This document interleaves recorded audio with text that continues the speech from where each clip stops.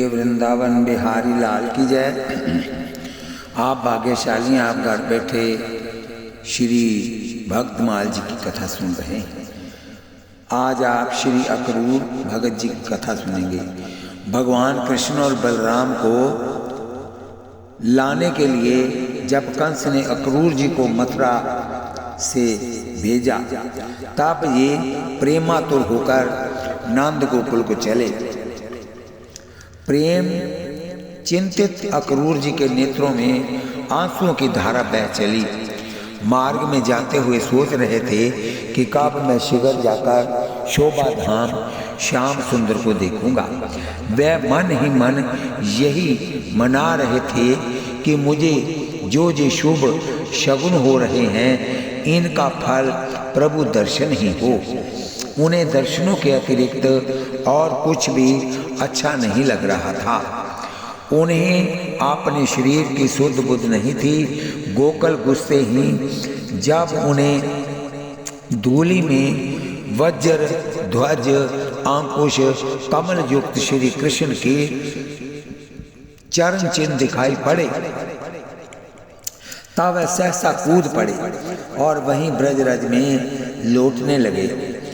वंदन भक्ति में परम प्रवीण श्री अक्रूर जी के हृदय में बिल्कुल नई प्रेममयी एक अभिलाषा प्रकट हुई।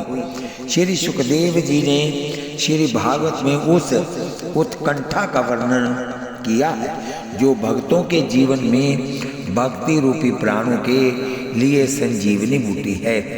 बलराम और श्री कृष्ण दोनों भाई बड़े प्रेम से अक्रूर जी से छाती लगाकर मिले। अक्रूर जी ने मार्ग में जितने मनोरथ किए थे वह सभी पूर्ण हो गए। प्रभु की रूप माधुरी से उनके नेत्र आनंद से खिल उठे।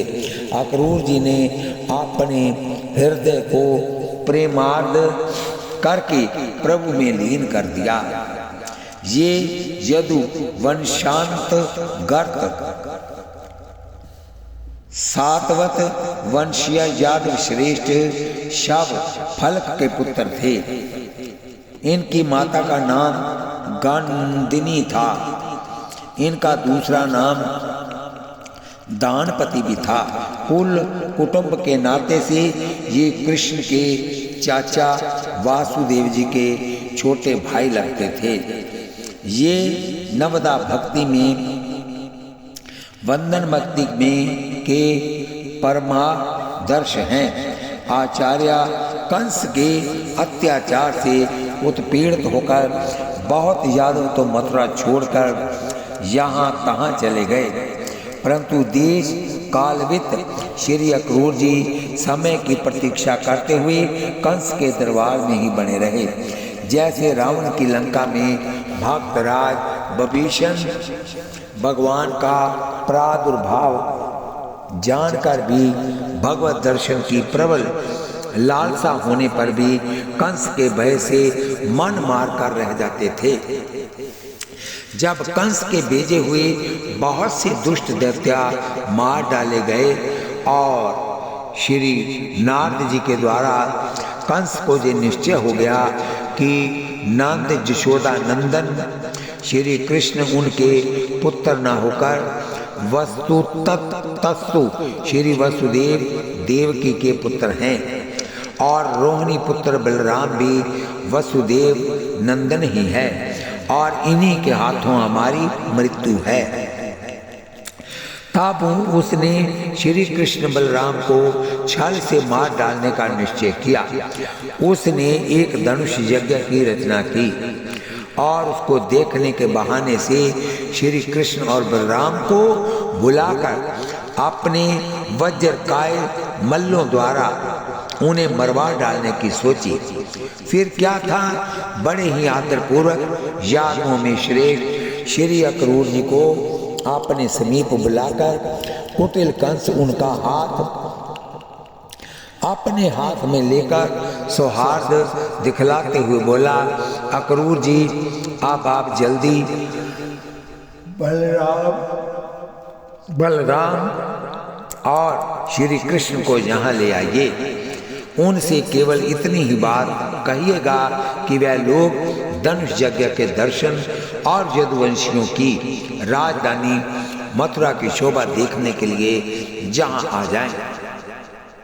भगवान के दर्शन का योग जानकर श्री अक्रूर जी कंस की आज्ञा से बड़े प्रसन्न हुए, क्योंकि इनको भगवत दर्शन की प्रबल लालसा तो चिरकाल से ही थी। समय आने पर भगवान ने स्वयं संयोग बना दिया। वस्तुतः भगवान साधन साध्य नहीं है, वे तो कृपा साध्य ही हैं। दूसरे दिन प्रातःकाल वह रथ पर सवार होकर नंद बाबा के गोकुल की ओर चल दिए। मार्ग में परम भाग्यवान अक्रूर जी विचारते जाते थे कि मैंने ऐसा कौन सा शुभ कर्म किया है, ऐसी कौन सी श्रेष्ठ तपस्या की है, अथवा किसी सत्य पात्र को ऐसा कौन सा महत्वपूर्ण दान दिया है जिसके फल स्वरूप आज मैं भगवान श्री कृष्ण के दर्शन करूंगा। अवश्य ही आज मेरे सारे अशुभ नष्ट हो गए।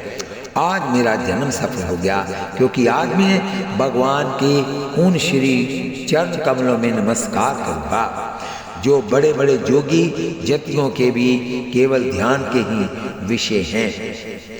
जब मैं उन्हें देखूंगा तब सर्वश्रेष्ठ पुरुष बलराम तथा श्री कृष्ण के चरणों में नमस्कार करने के लिए मैं तुरंत रथ से कूद पड़ूंगा, उनके चरण पकड़ लूंगा। उन दोनों के साथ ही उनके वनवासी सखा एक एक ग्वाल बाल के चरणों की भी वंदना करूंगा। मेरे अहोभाग्य जब मैं उनके चरण कमलों में गिर जाऊंगा तब वे अपना कर कमल मेरे सिर पर रख देंगे। मैं उनके चरणों में हाथ जोड़कर विनीत भाव से खड़ा हो जाऊंगा।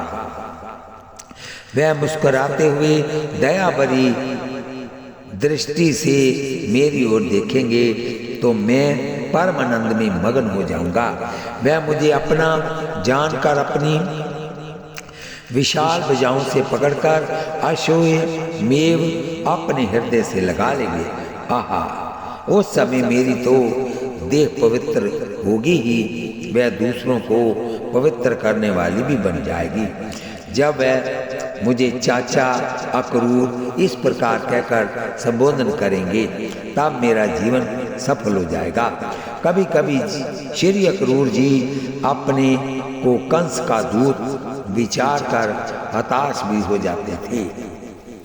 आवत नगीच ज्यों ज्यों जीवन जगत श्याम त्यों त्यों चित चैन की मंजूस मृदु खोले हैं। कबहूँ कुठाम वाम जानी के गलानी करे कबहूँ उलास हिया आनंद अतुल्य है। कबहूँ विचारे कंस दूत लखी त्यागे नहीं कहत बिहारी मन भांति भांति बोले हैं। प्रेम के समुद्र तैरे तरनी अक्रूर की भाव के भंवर परी डगमग डोले हैं। तारे गीद गनिका उभारे गज व्याध सबे अंतर न राख्यो अजामिल उत्पाती सो शरण गहे जो दीन बाह गही लेत ताकी ऐसी बाणी गावत पुराण भांति भांति सो कहत बिहारी है परतीति मोही मोहन की रिजत स्नेह पैना शो जाति पाती सो मानी लह वेद तो बघाए दे हैं दूर और पाए ले हैं प्रेम तो लगाए ले हैं छाती से। श्री अक्रूर जी जब निराश होने लगते हैं तो शुभ शगुन उनको धैर्य बंधाते, तब वह हर्षो हलसित होकर कह उठते, ओहो मैं श्री मुकुंद के मुख कमल का अश्वमेव दर्शन करूंगा, क्योंकि हरिण मेरी दाईं ओर से निकल रहे हैं। आज निश्चय ही मेरा मंगल प्रभाव है, क्योंकि आज मुझे प्रातःकाल से ही अच्छे अच्छे शगुन देख रहे हैं। शाह फलक नंदन अक्रूर मार्ग में इसी चिंतन में डूबे डूबे रथ से सूर्य के अस्ताचल पर पहुँचते पहुँचते स्वयं भी नंदगाम पहुँच गए। यहाँ एक प्रश्न होना स्वाभाविक है कि मथुरा से नंदगांव कोई बहुत दूर नहीं है। सवारी रथ की थी, चले प्रातःकाल से थे, फिर नंदगांव पहुंचने में संध्या कैसे होगी? समाधान, सावधान व्यक्ति तो पैदल भी अति शीघ्र पहुंच सकता है, परंतु श्री अक्रूर जी तो प्रेम में ऐसे विभोर हो रहे थे कि दिशी और विदिशी पंथ नहीं सूझा, हो मैं चले कहाँ नहीं भूजा। श्री प्रियादास जी कहते हैं कि देह शुद्धि विसरावे, ऐसी दशा में संध्या तक पहुंचना आश्चर्य का विषय नहीं है। आश्चर्य तो ये है कि ये नंदगाम पहुंच कैसे गए। मथुरा से नंदगाम के लिए रथ चलाते दिशा भूल जाती, चले जाते आगरा की ओर, फिर किंचित सावधान होते तो लौटते, तब तक पुनः प्रेमावेश हो जाता, चले जाते दिल्ली की ओर, कभी लौटकर मथुरा ही चले जाते, कभी भगवान के चरण चिन्हों को देखकर लौटने लग जाते तो लौटते ही रह जाते। अतः पहुंचने में विलंब स्वाभाविक है।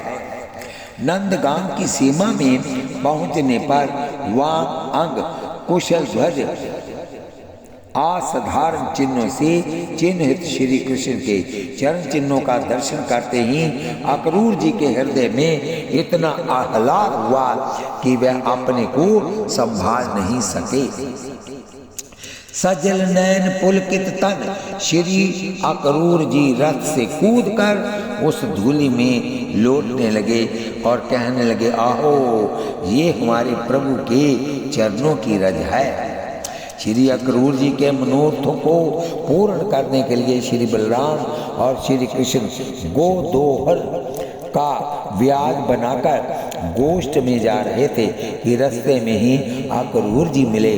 दोनों भाइयों को देखते ही परम भागवत अक्रूर जी उनके चरणों में साष्टांग लौट गए। श्री कृष्ण बलराम ने अपनी विशाल भुजाओं से उठाकर उनको हृदय से लगा लिया। बोलिए वृंदावन बिहारी लाल की जय। तत्पश्चात उनका एक हाथ श्री कृष्ण ने पकड़ा और दूसरा बलराम जी ने। दोनों भाई उन्हें घर लिवा लाए और उनका बड़ा स्वागत सत्कार किया। अक्रूर जी के आगमन का हेतु जान बड़े आनंदित हुए। दूसरे दिन प्रातःकाल श्री कृष्ण और बलराम अक्रूर के साथ वायु के समान वेग वाले रथ पर सवार होकर मथुरा को प्रस्थान किए। उस समय ब्रज में बिरहा की बाढ़ आ गई थी। श्री अक्रूर जी भी ब्रज गोपियों की विरहा व्याकुलता से अत्यंत विकल हो गए। अतः प्रातःकालीन नित्य कृत्य पूर्ण करने में असमर्थ रहे। जब श्री कृष्ण बलराम को लेकर चले तो कुछ दूर जाने पर विचार आया कि रथ को रोककर श्री यमुना तट पर अपने अवशेष नियम पूर्ण कर लूं। फिर तो अक्रूर जी ने ऐसा ही किया। दोनों भाई रथ पर विराजमान थे, स्वयं श्री यमुना जी में स्नान करने लगे। उस समय भगवान ने कृपा कर अक्रूर जी को अपने ऐश्वर्य रूप का दर्शन कराया। अत्यंत प्रेम की प्रबलता में अक्रूर जी श्री कृष्ण बलराम का भगवत्ता भूलकर चिंता करने लग जाते कि दुष्ट कंस इस सुगर सुलोने बालकों को मार डालेगा। इस भ्रम को दूर करने के लिए ही भगवान ने ऐश्वर्य प्रकाश लीला की। अक्रूर जी ज्यों ही डुबकी लगाए तो उन्होंने देखा कि दोनों भाई एक ही साथ जल के भीतर बैठे हुए हैं। मन में विचार आया कि मैं तो इनको रथ पर बैठा आया था, ये कैसे आ गए। तुरंत जब जल से बाहर सिर निकाल कर देखा तो वह दोनों रथ पर भी विराजमान थे। बड़ा विस्मय हुआ। पुनः डुबकी लगाई तो फिर उन्होंने भगवान को अनंत ऐश्वर्यों से युक्त देखा। श्री अक्रूर जी को बोध हो गया, अतः भगवान के श्री चरण कमलों में प्रणाम कर हाथ जोड़कर गदगद स्वर से स्तुति करने लगे। बोलिए वृंदावन बिहारी लाल की जय। भगवान ने हंसकर पूछा, चाचा जी प्रभु अद्भुताद्भुत, आपका दर्शन कर लेने पर कौन सा अद्भुत दर्शन शेष रह जाता है। ये कहकर अक्रूर जी ने पुनः रथ चलाया और अति शीघ्र मथुरा पहुंच गए। इनकी बड़ी इच्छा थी कि प्रभु को पहले घर लिवाले चले, परंतु श्री भगवान ने उन्हें समझाया कि चाचा जी पहले मैं इस यदुवंशियों के द्रोही कंस को मारकर फिर दाऊ भैया के साथ आपके घर आऊंगा तथा आपके सभी सुहृद सब जनों का प्रिय करूंगा।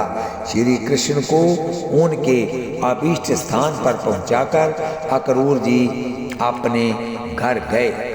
अपनी प्रतिज्ञा के अनुसार भगवान श्री कृष्ण और बलराम उद्धव जी के साथ अक्रूर जी की भी अभिलाषा पूर्ण करने के लिए उनके घर गए। अक्रूर जी के हर्ष का पारावार नहीं रहा। उन्होंने विधि पूर्वक उन लोगों की पूजा स्तुति की। इसके बाद भगवान श्री कृष्ण ने मुस्कुराकर अपनी मधुर वाणी से उन्हें परम आह्लाद प्रदान करते हुए कहा, हे तात, आप हमारे गुरु हितोपदेशक और चाचा हैं। हमारे वंश में अत्यंत प्रशंसनीय तथा हमारे सदा के हितैषी हैं। हम तो आपके बालक हैं और सदा ही आपकी रक्षा पालन और कृपा के पात्र हैं। अपना परम कल्याण चाहने वाले मनुष्यों को आप जैसे परम पूजनीय और महाभाग्यवान संतों की सर्वदा सेवा करनी चाहिए। आप जैसे संत देवताओं से भी बढ़कर हैं, क्योंकि देवताओं में तो स्वार्थ रहता है और संतों में नहीं। केवल जल के तीर्थ, नदी, सरोवर आदि ही तीर्थ नहीं है। केवल मुक्ति का और शिला आदि की बनी हुई मूर्तियां ही देवता नहीं है।